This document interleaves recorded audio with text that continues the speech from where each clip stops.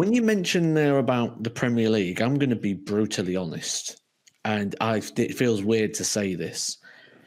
Darts has dominated my life. It has been my life. In my life, darts has always come first. Whether I was playing, whether I was watching, whether I've been involved in whatever capacity, my life has always been darts comes first, and then everything else has come afterwards. My life has been dedicated to the sport. Yep. For the first time in my life, for 5 days, it didn't come first.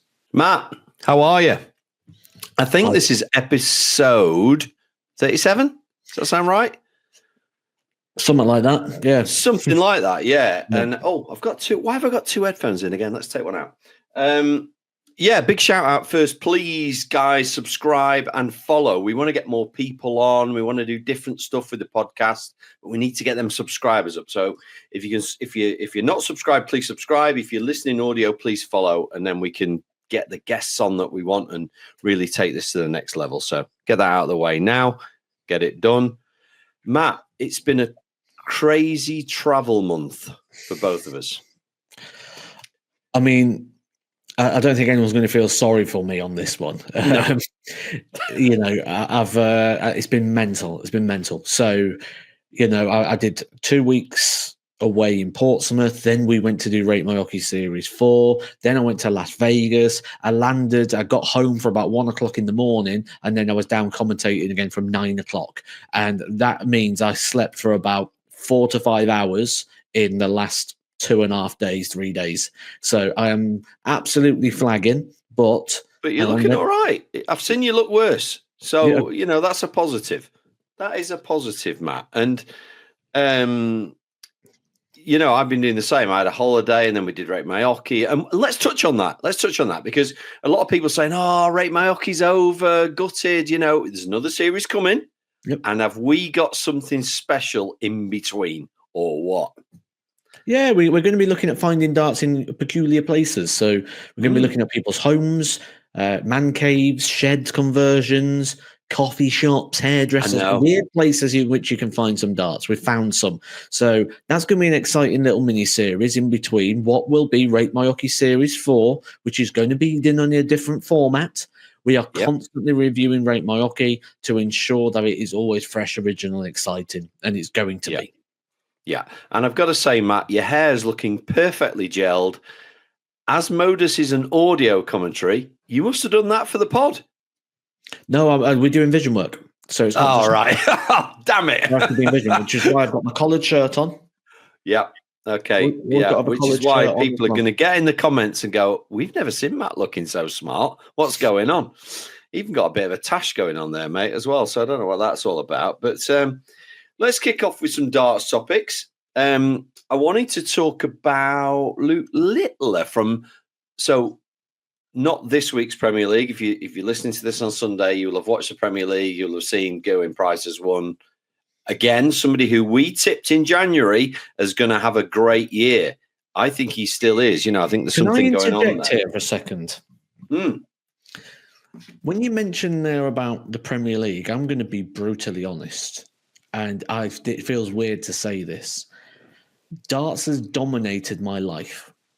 It has been my life. In my life, darts has always come first. Whether I was playing, whether I was watching, whether I've been involved in whatever capacity, my life has always been darts comes first, and then everything else has come afterwards. My life has been dedicated to the sport.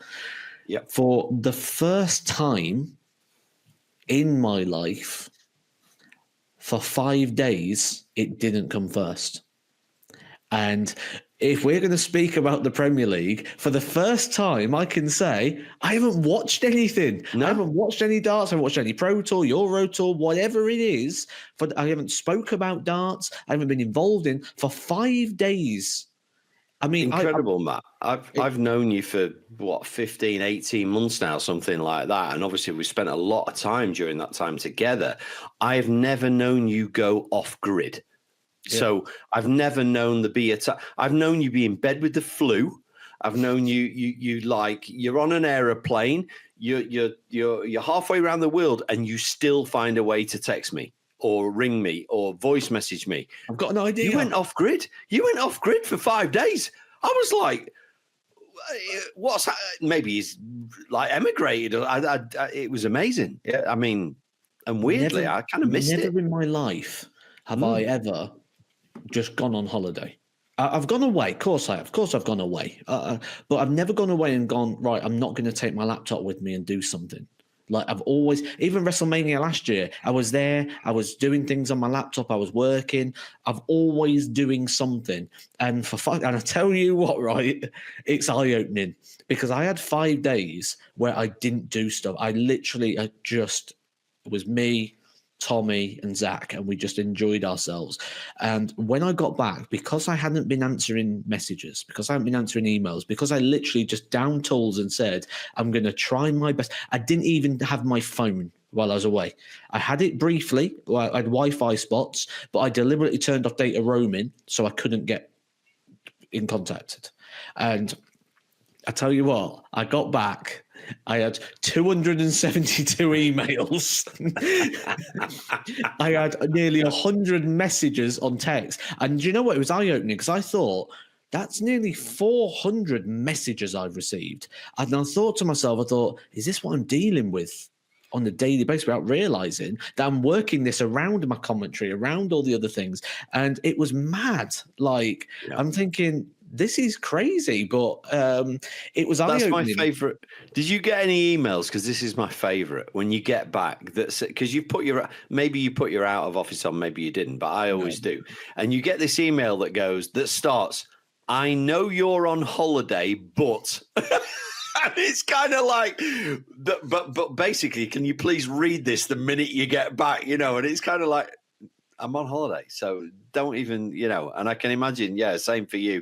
It would have been a big shock to the system. You won't have had a lot of sleep, and it's kind of gone, wow. But anyway, that's enough about the jet setting we've been doing. The viewers want to know what the hell's going on. So I'll talk about the Premier League that was on while you were away, where Luke Littler changed his darts twice during a game. So he went. Apparently, last week. It was really windy or so. The old. You remember the days of Adrian Lewis on stage and the walk off and all that because it was too windy.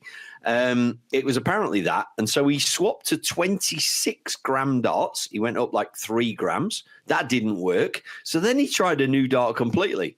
Anyway, he still got beat. So, so neither of those things worked. It was obviously commented on, and I don't think it's a good thing.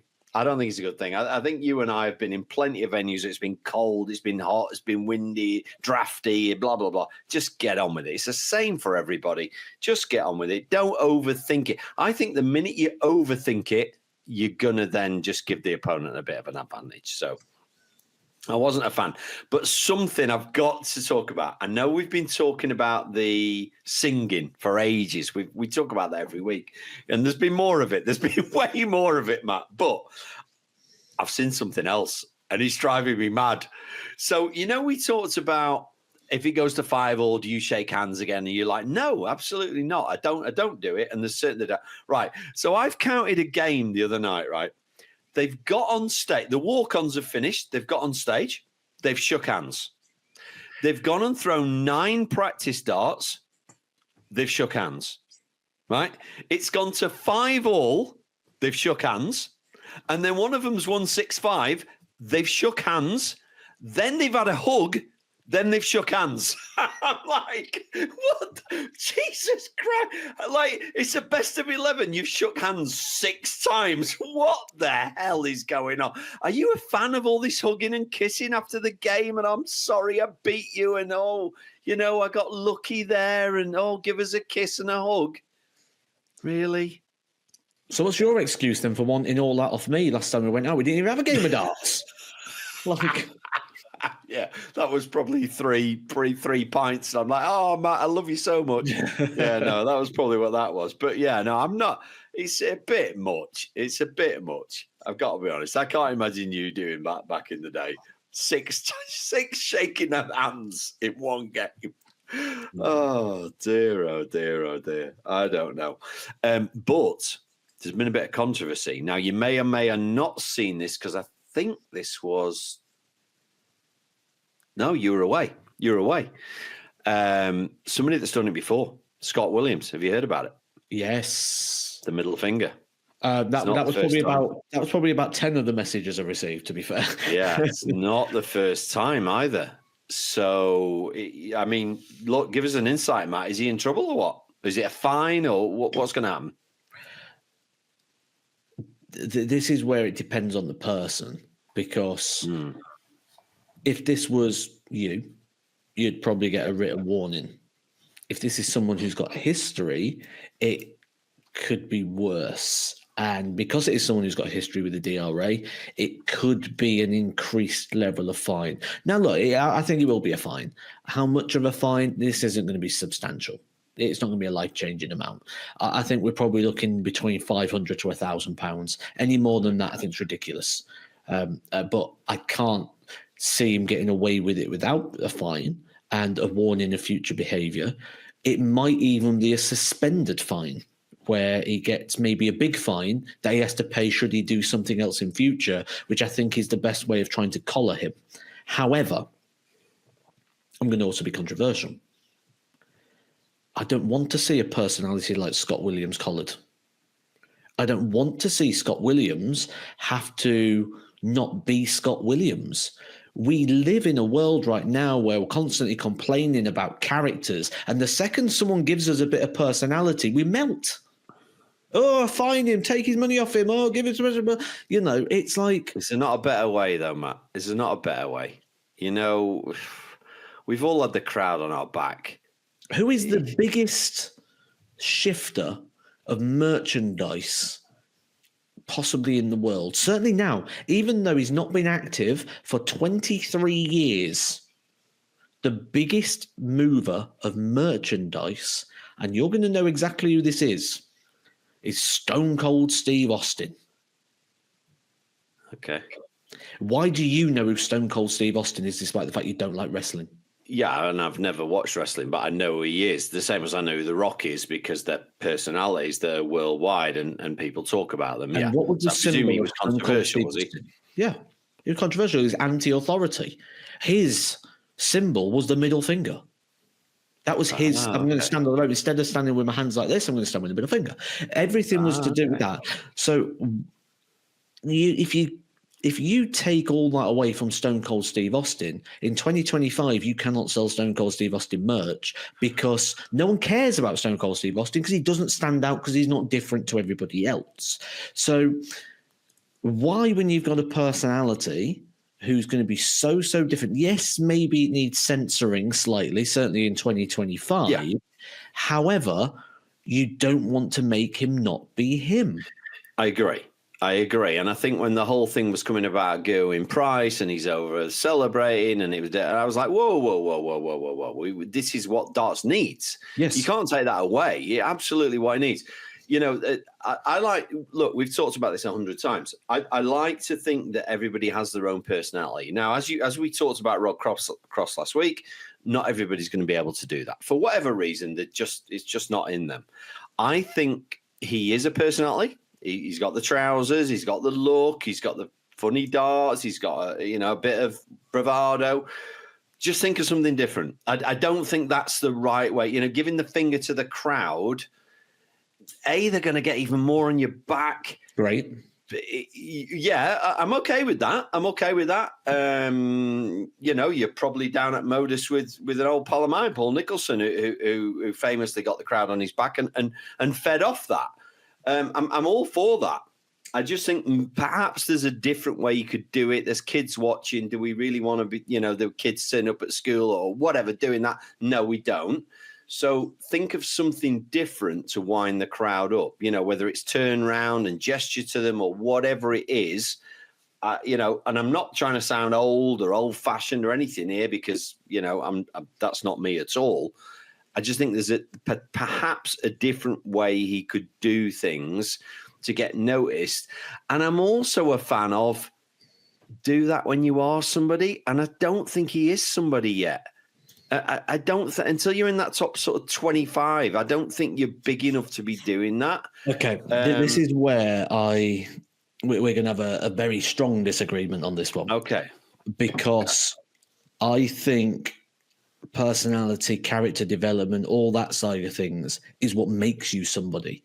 Now, yes, you can be made by being an elite, top-level dart player, by doing it on the board. But the only way you ever get remembered on the board is if you are one of those elite, like we're talking one every 5 years, rememberable players. Yeah. You know, we've had, who really, other than us hardcores who are going to be listening to this, you walk down the street now and you say to someone, who's Colin Lloyd? Who's Colin Lloyd? He's a major winner, multiple-time major winner, former world number one.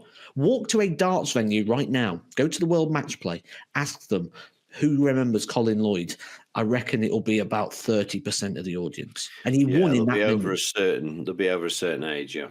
Yeah. I did a gig for Sky Sports, right? And I went around the crowd.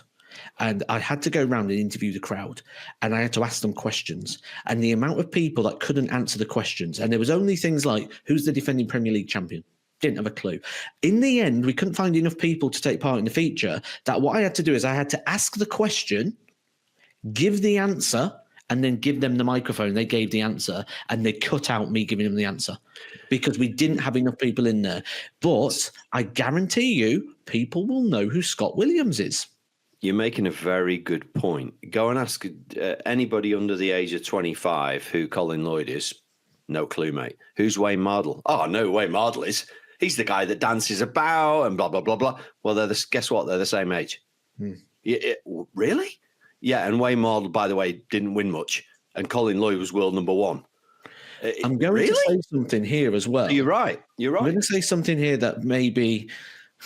hopefully comes across in the right way. Don't normally, Matt. So don't. Yeah. Why not? Let's ruin the habit of a lifetime. I'm very aware. Like my darting career was good, but the lifestyle I lived doesn't match the player I was. And okay, explain. Like I live a comfortable lifestyle now. I live a nice lifestyle. I've got a good life. I've got a lot of luxuries. I've got a lot of opportunities. That's not because I was an elite dart player. Like, yes, I was very good. I was in the top 60 in the world. I was always in that sort of tour card holder position. I wasn't in the top 32. I wasn't in the top 16. I didn't win a major title. But yet I have a lifestyle that matches some of those people. And that's not because I was to their ability. It's not because of playing ability. Yeah, it's not because of playing ability. It's because of, if that is my life, imagine what it would be for someone higher up and then higher up again. And then let's not forget that if that then becomes their life, everyone's going to benefit off the back of that and piggyback. Darts at the moment is capped, and it's capped by individuality limitations. Now, if we was to have more individuality, tell me a time you've ever heard anyone go, oh, look, David's playing on Thursday. We've got to get a ticket for that. It's not. We use a term in wrestling, over. What is over? Now, in this term, the darts is over. Darts is the thing that is over. That's the thing that people will pay to see. They pay to see darts. We talk about the walk-ons quite a lot. Now, if you think about what's over, is it the crowd? No. Is it Nathan Aspinall? No. What is over? It's the Killers. The song is over. The song is the important thing. So the important thing in that scenario and that dynamic is nothing that is in the room. It's something else. So if the thing that is over is not in the room, it's going to run dry. It's going to have a sell-by date before it gets boring. Peter Wright's dance across the stage never changed. It's now boring. Dimitri Vandenberg's dance never changed. It's boring. People start to boo it because it doesn't change. It's not the important thing that's in the room. So how do you get more people that are the important thing in the room? How do you get somebody to part with the sale of a ticket? I've just paid for 3 tickets, £5,100 to go to WrestleMania for 2 reasons. One, it's WrestleMania.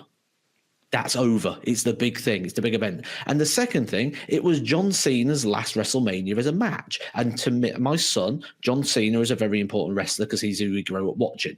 So because of the fact it's John Cena's last match, I'm willing to part with £5,100 to go to the event. If that main event didn't have that sentimental attachment, would we have paid as much just for the tickets? That's not including flight, accommodation, everything else that goes with it. Yeah. So because of that, we was willing to do that. Who's that person in darts? Yeah, great point. Yeah, who is that person?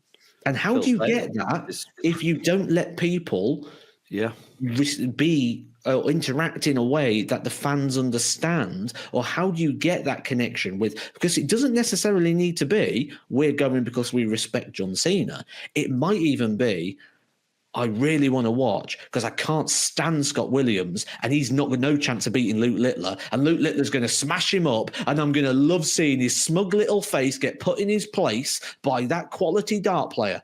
He doesn't need to be the asset in that situation in regards to the ability. He needs to be involved in the story. And the fact that he's going up against this top level talent, the world number one, probably by the time next year comes round, the world number one, the world champion, he's going to get smashed by him, and I can't wait to see it. That's why Logan Paul and Jake Paul sell tickets worldwide, because everyone wanted to see Tyson smack him one.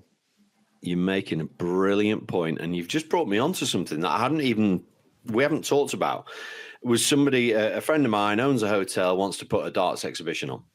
And he's like, I've contacted a few people. I've been in touch with a few of your guys. He said, but he was like, I can get a top 16 player. And I'm not going to mention names on the podcast, but I can get a top 16 player for the same price as Alan Suter. I was like, wow. I was like, who is it? He told me. I was like, get Alan Suter. And he was like, why? He's 50 in the world. I was like, you will have the best night out. He will do crazy stuff. There'll be bullseye game shows.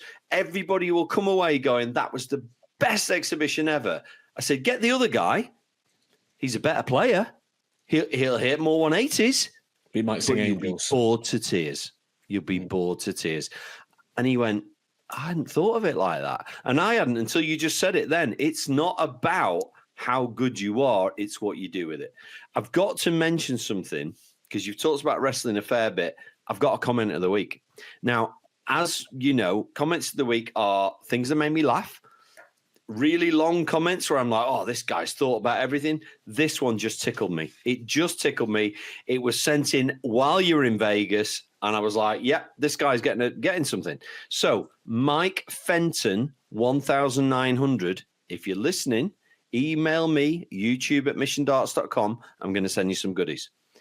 Mike's comment is Matt on Monday Night Raw with a sign saying, this has financially ruined me? And I thought it probably has. So that was brilliant. Yeah, I mean, because I know how much everything was costing you, and I don't know anything about wrestling. As I made perfectly obvious last year when I tried to equate the world final to WrestleMania. I'm like, Andy, it's just not the same thing. Yeah. But yeah, I know you've had an amazing time, haven't you? And it's worth every penny, and you know, for you, your son, and everybody. So, which is what you want it to be. At the end of the day, it's what you want it to be. If those of you that are into wrestling, you probably see lots of merch on eBay now, because Matt's bought more merch than I think we thought existed. I went to town. No, I really did go to town on it. But you got a favorite? You got a favorite bit of merch you've bought? You bought anything? You're like, oh my god, I can't believe I've got that. I always get the mini belts. I get the mini belts. They're a couple £100 a pop, but I always get them. Well, actually, I bought 4 to be precise. I don't know why. I've got 4 of them. Different ones, I hope.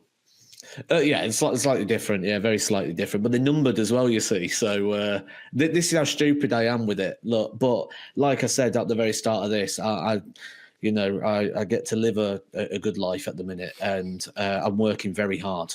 I work very hard. I work a lot of hours.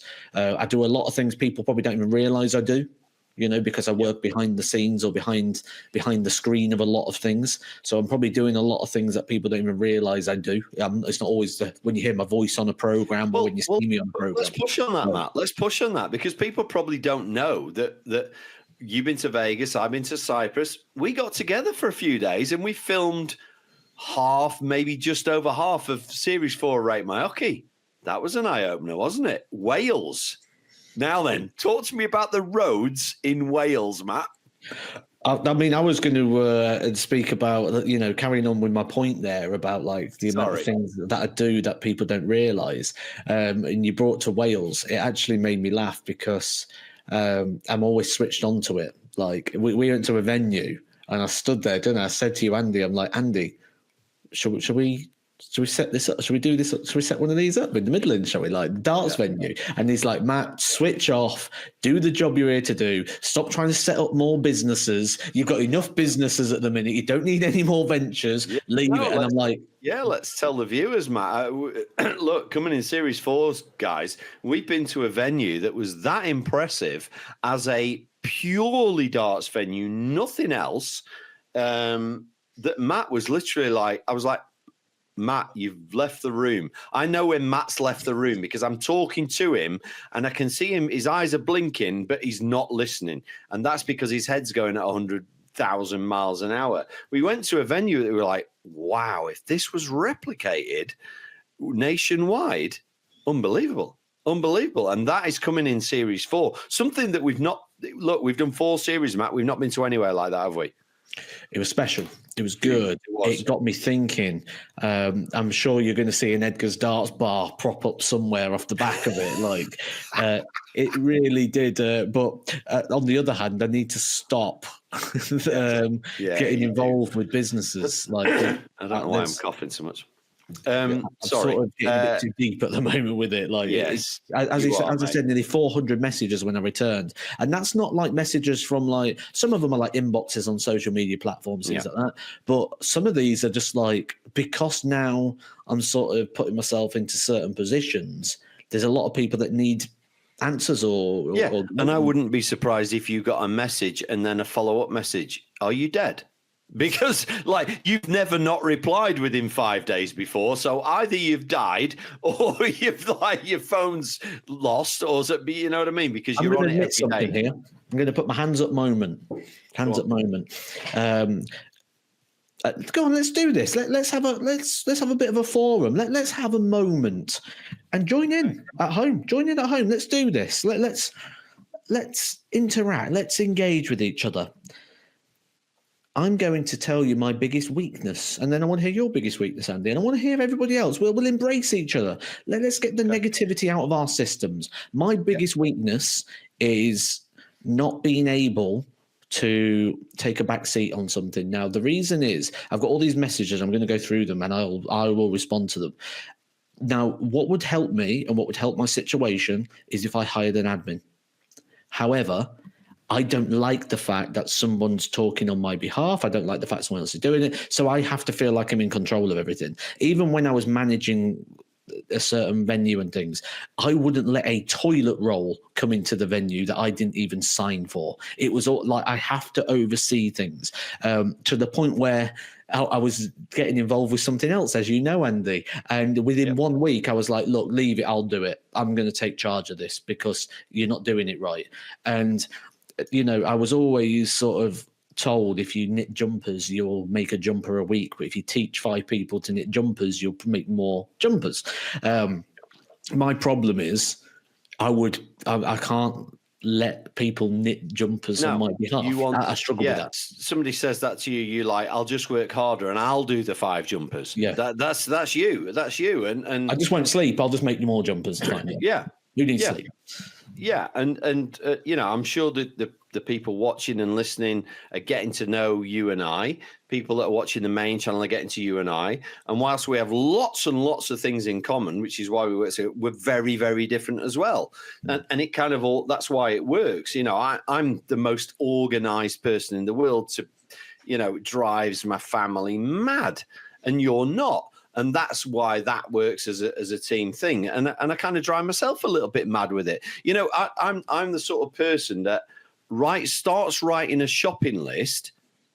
Each day, we've run out of toilet rolls. Right, next day, we've run out of applesauce. The next day, we need some ketchup.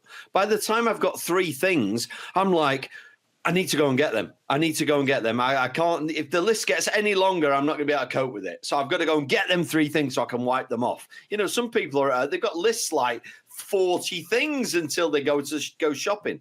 I'm just too organized, and it drives other people mad as well as it drives myself mad. But thankfully, that works in our dynamic because you're not like that, and that's why our dynamic works so well. I'm smiling because you're saying about the shopping list, right? So what I do is I don't have a shopping. I walk to the shop and I go, "Oh, what was I supposed to get again?" And then I guess, and then I get back and Jodie goes, "Where's this? Oh yeah, forgot that. Where's that? Forgot that." And the best one is like she'll text me while I'm at the shop. "Oh, could you get me some lemon and lime water while you're there?" And then I'll get back. She goes, "Where's the lemon and lime water?" And I forgot. She goes, "I messaged you while you was there." So then we have to go back to the shop again. And this process happens almost every week. And that's why we're all different, Matt. And a perfect example is you turn up with £300 worth of new microphones, and like an excited puppy. "Andy, look what I've got! I bought these microphones. Look at these are like the best." And I'm like, "Wow, that's amazing! Did you get the adapter?" And you're like, "What adapter?" I still don't have it now. 6 months on, we still don't have an adapter. So we got £300 of microphones that are still in the box. Whereas I would have had to get the adapter almost before I bought the microphones. Anyway. I spent $1.5 on that computer that's still not been turned on. Not even turned on yet. I know, that's amazing. I'm still using my laptop. It is amazing, Matt. But look, we're all different. We've all got weaknesses and strengths, and hopefully the people like our dynamic. I've got a couple more comments for this week. I think they're about you. So I'll go with Ricky Hine 3597, who says the dog reference about Matt having a dog, if you can remember back when we were talking about that, could be in relation to the Harry Redknapp tax avoidance. Apparently, he set up a company in his dog's name so that he can avoid tax. Okay. And then he's put, also, if it wasn't for Bristow, darts would not be the sport it is today. So maybe you've got half a dozen dogs that I don't know about, Matt, and then you're not having to pay any tax. But Next Level Darts 180 has put, "Hi to the both of you. Was just thinking, in a match, have you ever been put off?" So I'm going to put this to you, "by the actions of someone on the dartboard. I was playing the other week against someone, and you've got to imagine Richie Burnett on steroids, throwing himself everywhere and making noises like a tennis player as I was trying to play him, and I lost." Now, I've got somebody, I'll let you have a think about that, because I think the guy was called Gareth Cousins. Does that name ring any bells with you? From Leicester. Very, very slow player, lovely guy, and I couldn't take to playing him. So if you think way slower than anything you've ever seen, way slower than Justin Pipe or anything like that, I just could not get in any sort of rhythm. We've both done videos where we, take longer to walk back, fiddle with your darts. I did all of that, and he still hadn't even thrown one dart. And it did my head in. And I think he averaged about 75 and beat me because I couldn't cope with it. And after that, I kind of scolded myself. I went, "You can't allow that to happen again." But is there anybody that's ever put you off, Matt? Anybody that's ever... There'll always be classic cases and scenarios. But, I mean, it weren't so much of a put-off, right? But there was a funny story once. Go on. I don't know why this story's come to my mind. But anyway, I was playing county. Oh. What county did you play for? Warwickshire. All right, I didn't know if you were... Were you playing when you lived in Yorkshire or not? Yeah, so I'm born in Yorkshire, lived in Northampton, but played for Warwickshire. Yeah, makes sense of that. Okay. So, typical me. But Warwickshire were a Premier League side at the time. Northampton were like Division 3, so it was an easy choice. But anyway... So, guys come on stage. He's come on to "I'm Sexy and I Know It." He's left me on the stage for 3 cycles of the song. What? Like he dances around the room. Dances on stage. Shirts up. The works. Like 3 cycles of the song. I've won the game. I've then proceeded to do his dance. Brilliant. That he did. Then I've asked them to play the song and they wouldn't play the song. I've got off the stage thinking, that was funny, you know, what a laugh that was. He wanted to fight me. Yeah, offered me outside. So I'm like, and it was snowing outside at the time. So I'm like, mate, come on, it's really cold. Like, you know, like surely there's like bigger things in the world we should be fighting over than this. Like, but yeah, that for some reason that came to my mind. Like, funny moment. Like, it's like, can we not just have a bit of fun with it? Like, what do we really have to go this far? Like, is this necessary? Yeah, I'm sure 10 minutes later you were hugging and kissing. I'm sure it was fine. I've not seen him again since, actually. I can't remember his name, to be honest. I can't remember where it was, what county it was. It was somewhere in Wales, so probably a good job, actually. We got out of there, to be fair. Yeah. All right, so let me twist it a little bit. You know I like to twist it. So it's Pro Tour tomorrow. We've both racked up. There's 128 players. Out of those 128, who's the player you don't want to draw? Right now, I would hate to. Well, I mean, I've always said Brendan Dolan. He's the worst player to play. He's the hardest player to play. Really? He's the hardest player in the world. Brendan's speeded up a little bit, though. He's only for certain shots, then he slows back down again. And that's the thing. Right. One of the things is, I don't really care if you're fast or slow. Be consistent. Because then I can get into a rhythm. The problem with Brendan Dolan is he's not consistent with the pace. The pace changes. And by being inconsistent pace, it gives me an inconsistent result. By having an inconsistent result, it gives me an inconsistent process. So, yeah. So is that to his advantage, do you think? Is that, know? Yeah. Brendan Dolan's hard to play. Yeah, if you are a player that can play at different speeds, then you've possibly got an advantage. Absolutely. Possibly. Yeah, you possibly got an advantage. That's interesting. We've something we've not spoke about on the podcast. Who's your top four for the Premier League? Because it's a bit of a. I know you've been away and you missed a week, and we're actually filming this one later than normal this week, so there's been a Premier League already. Who's your top four? I'm not sure what the table says at the moment, but I've always said Littler, Humphreys, MVG, Price. And I'll stick with that. I don't know if it's looking good at the moment or not. I've missed a week or two of Premier League, but that's where you're not far off there. You're not far off. I think Nathan's possibly close in fifth. Price after winning this week will have moved up again. That sounds about right, but there's usually somebody sneaks in, isn't there? MVG's on a bit of a weird one at the moment for me. Wins last week, 9 data, 4 averages in the hundreds. But I don't know about you. I know we analyze pretty much everything. Like, you and I can't go for a coffee without analyzing the place where we're having a coffee.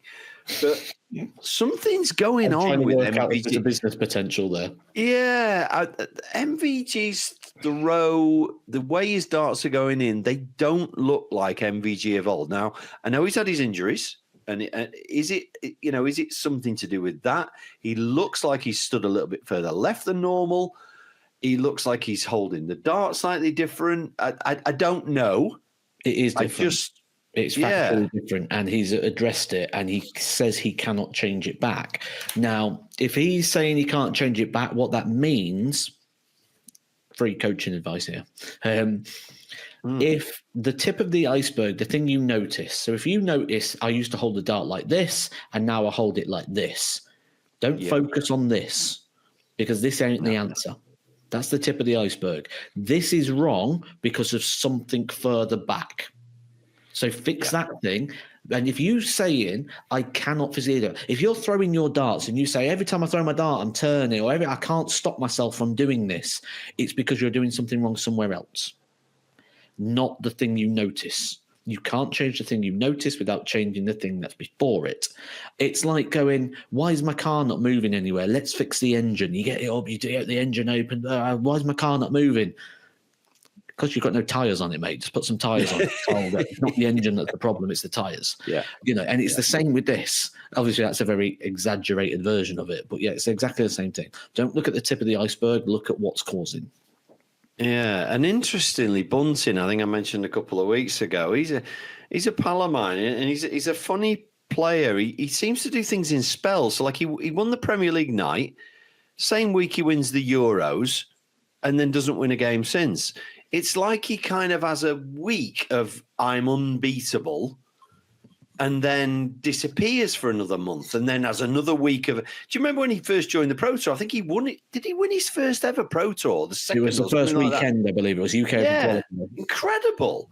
And then he disappears for 3 months. You're like, I mean, I'm not a gambler, but I wouldn't want to be backing him every week because you don't know you haven't got a clue what you're going to get. You have absolutely no clue what you're going to get from Bunting. But why do you random thought? It's probably because I'm tired. Random thoughts keep popping in my head. Although you're going to say that happens all the time. Yeah, it does. For some reason, I just thought about when me and Jodie went to a carvery. Okay. Do you know you were saying before about like I can't just switch off and like just enjoy the venue? We're sat in the carvery. Did you? No, so me and Jodie, I'll tell you what, it was close. Me and Jodie were sat in the carvery, right? And I was sat there and I went, right. And she's like, you're not talking. I'm like, I'm working something out. And after a bit, I'm like, right. I'm like, they've got 16 tables. They've got 10 members of staff. 10 members of staff on this sort of salary is this per hour. This is how much a carvery costs. This much a drink costs. So that means they need to turn these tables over twice. They need to turn it over once in an hour. So 2 people need to be sitting on these tables in an hour. So they don't really want me to have a dessert, do they? Really? Because if I have a dessert, then they can't bring someone else in for the carvery and the dinner. So ideally, they want me to. So how many people could you do? What's the turnover? How many people do I need through the door? And I'm like, for this to make a reasonable amount of money, we need to be having this many people through, which I don't think could happen in Dallas. So maybe we should be. And she's like, can you just switch off and enjoy the carvery? Yeah, no, this is a good insight to our viewers and listeners into what I have on a weekly basis, a daily basis, Matt, to be perfectly honest.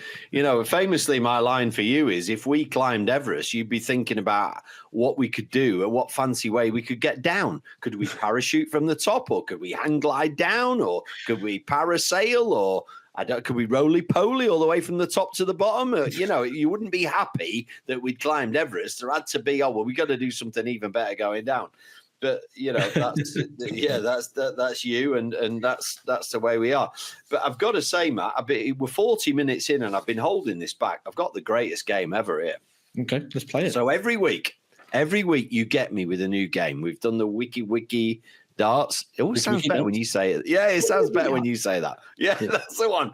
But this week, I've got the Pro Tour Winners Darts competition. Okay. So I'm going to give you a player, and I know how many Pro Tours he's won. And then I'm going to give you another player, and you're going to have to say more or less. Okay. You like it? Yep, we'll go for it. All right, here we go. Play along at home. I'm sure Matt will pause before each answer so that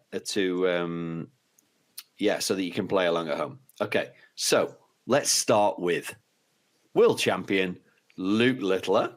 Right.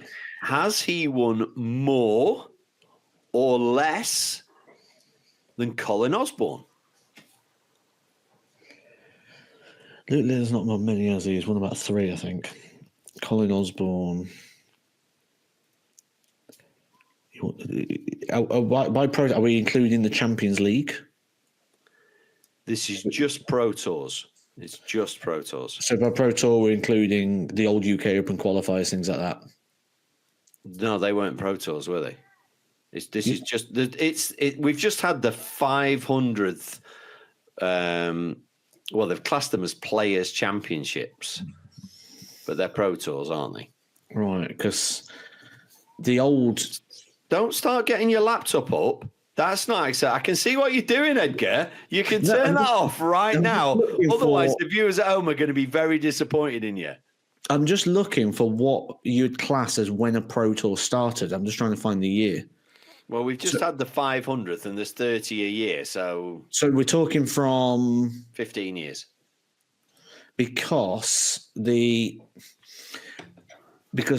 I would associate a Pro Tour with the old UK Open qualifiers, and I would also associate a pro tour with the old Players Championship system as well, which was an open. So those of you that listen every card. week will have noticed by now that Andy asks a question, and 5 minutes later, Matt's still debating what the actual question means. Because you've got to think the tour card came in 2011. Is that when the Players Championship started? But you've also got to remember there was events before that. And you used to have like the UK Open qualifiers. Then you used to have the UK Open Players Championship sort of qualifiers. So it's tricky. I mean, I'm going to go Colin Osborne because I know that he won a few, and he also got the UK Open qualifier wins as well. He also got the Champions League, which was that sort of. I'm going to go Colin Osborne. Okay, so Colin Osborne's got 4. Luke Littler's got 3. Is that 4 Players Championships? So I told you Little had 3, didn't I? I knew that. Yeah, you did. That was good. So we'll go from Colin Osborne to Wayne Mardle. See, this is tricky ground. Because Wayne Mardle... That's the point of the game.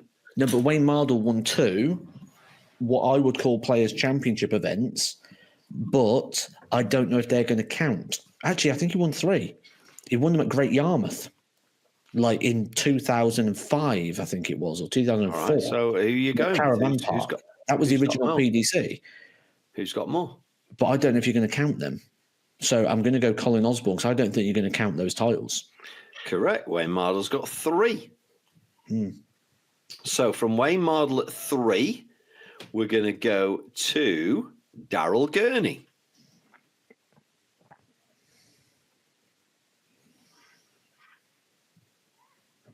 Has Daryl got more or less? I've got a feeling it might be a travel. Are you curveballing me? Is it the same? It's not the same. Daryl Gurney's only got 2, which I found to be quite incredible. Yeah, okay. Going to start a new one. UK Open qualifier, maybe. Let's hang on a second. Let me just check. It doesn't say here what they actually won because I was happy with 2. I even said 2 at the same time as you, so I'm there. Let's have a look what he got. He got 2 Players Championship in Barnes. Oh, he got a Euro Tour. It was a Euro Tour. Okay, so your next one is Robert Thornton has 8 wins. Okay. Jamie Caven, more or less? I'm going to go more for Jamie Caven because he did a couple of back-to-backs. He's got less. He's got 6. Oh, okay. 6 for Jamie. Yeah. So 6 for Jamie. And then we're going to go from Jamie Caven at 6. We're going to go to Damon Heta. I'm going to say that's the curveball and that's the draw. No, Damon Heta's got 8. I couldn't believe that when I read that. I was like, wow. Where did they go? Jamie Caven. So he won UK Open regional qualifiers as well. Okay. So yeah, Damon Heta on 8. All right. We'll go from Damon Heta to Ronnie Baxter. I don't think Baxter had many, did he? I think, if we're talking what a pro tour is, I think he had more beforehand because I think he won the Bobby Bourne Memorial, which would be classed as a Players' Championship, but that was about 2008. He won UK Open qualifiers. He won a Players' Championship in Canada in 2011. But I'm going to go that Baxter, in the circumstances of the rules of this game, I think you're probably going to have him down for about 2. So I've got Ronnie Baxter with 9. What sort of rules are these? Like you're making it up. This is from the PDC. This is Players Champion. This was the 500 Players Championship event, and this is the list of all the winners. Ronnie Baxter has got 9. Yeah, it's been made like these have been completely made up. Hang on, 1, 2, 3, 4, 5, 6, 7, 8. Yeah, so right. This is completely kerfuffed because the last one, Jamie Caven, you gave 6 to because you didn't count his UK Open qualifiers. But Ronnie Baxter, you're counting a UK Open qualifier from 2003. I'm not counting anything. This is from the PDC. It's counting a Players' Championship from 2004. But yet it didn't count Wayne Mardle's win at Great Yarmouth, but it's counting Ronnie Baxter's win in Eastbourne. Matt, you can't blame me. This is from the PDC. It's flawed. Scrap the game. It's flawed. Right. There's one more. We'll give you one more and then we'll leave it. But this is the list of winners from the 500th Players Championship event. They're making it up. They're making It's not the counting events for one person and not for another. How can you count Winnie Baxter's UK Open qualifier but not Jamie Caven? Is he still going on? Is he still? This is the problem. This is the problem when you go against someone who knows his bits. You see? Yeah, but this isn't from me. This is from the PDC, Matt. And they've got it wrong. I'm not. They've got it wrong. You can tell them next time you're on commentary that list you produced was nonsense. You've got your thumbnail. Oh, the PDC got it wrong. Oh, okay. There you go. The PDC got it wrong. Right, we'll do one last one. There for you. Clickbait right there for you. Right there. It's the they've counted it for some and not for others. That's all I'm saying. Okay. Jose de Souza. Oh, he's less. Or Wes Newton. Oh, you changed the game. Okay. Wes Newton won more than Jose de Souza. They both won 5. Oh, there's the curveball. But again, I don't believe it. Hang on, let me check that. I don't believe this. Right, where's Newton? Everybody's playing out along at home, and every time they come up with an answer, you're like, "No, it's not right." 1, 2, 3, 4, 5. So he's won 5, correct? Who? No, he hasn't. No, he hasn't. He's won 7. Who? Where's Newton? Why? What 2 are you adding? UK Open qualifiers in 2012. He beat me in the quarterfinals of one of those. Because it's counted them. Count. No, it counted them for the last player. Well, this is what I mean. Whoever put this list together, flawed. Maybe it was Alan Warren. And next time you see him, it's wrong. You can say, Alan, that 500th Players' Championship event list of winners is nonsense. It's wrong. Completely and utterly wrong. And he'll say, Matt, could you then produce the correct one? And then you've just created another job for yourself because, that'll take you another week. I'm available at a cost for everything. It's an interesting list. It is an interesting list, whether they're right or wrong. There was some on there that I was like, wow, I didn't see that. Nor did I, because it's wrong. Nor did I. It's counted events for some and not for others. It's absolutely wrong. That whole list. Right. So rather than the higher or lower, let me just give you a couple of names and give me a number. Ratajski. How many do you think he's got on here? Well, whatever it says there is probably wrong. Because Ratajski won a UK Open qualifier. Yeah. So give me a number. What you think? 5.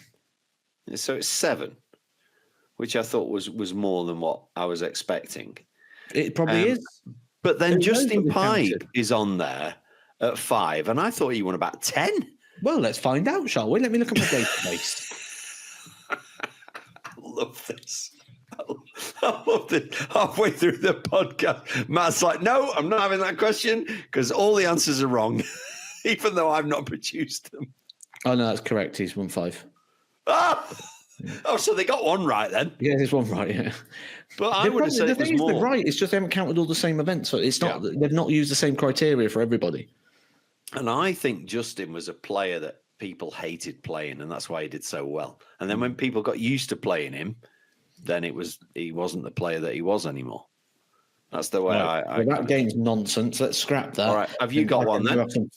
Well, I'd need to go get some food in a minute, actually. So. All right. Okay. You've not. I'll have a game for you next week. I'll get one, and it'll be correct. All right. Well, that sounds good. Yeah, we'll have a game for next week.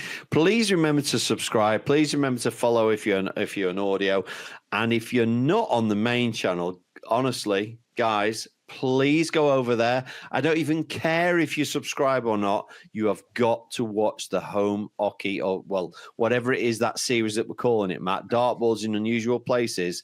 There are a couple of, shall we call them man caves on there? It blew my mind. They blew my mind. I'm so jealous. I am so jealous. So please get over to the main channel and watch them. And don't forget, Matt and I are our ticky-tockies now. We're on TikTok, Matt, aren't we? We are. We're ticking and we're talking. We're ticking and we're talking like a clock. So thanks again for watching, guys. We'll catch you next Sunday for episode 38. We're getting closer and closer to the 50. Nice one, Matt. See you soon. You spin me right round, baby, right round, like a record, baby, right round, round, round. I'm going to get tangled in the cable here if I'm not careful. See you next week.